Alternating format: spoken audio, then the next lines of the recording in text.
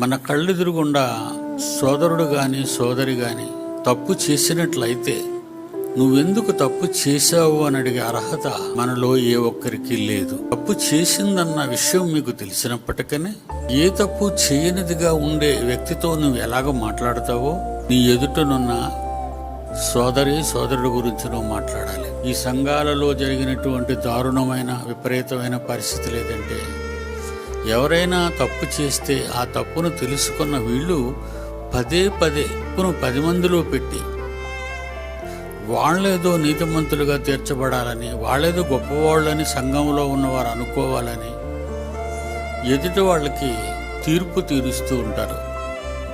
ఆ తీర్పు అనేది నువ్వు ఎందుకు తప్పు చేశావు అనే ప్రశ్న.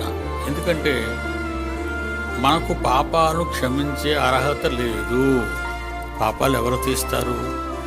యేసు ప్రభు వారు తీస్తారు.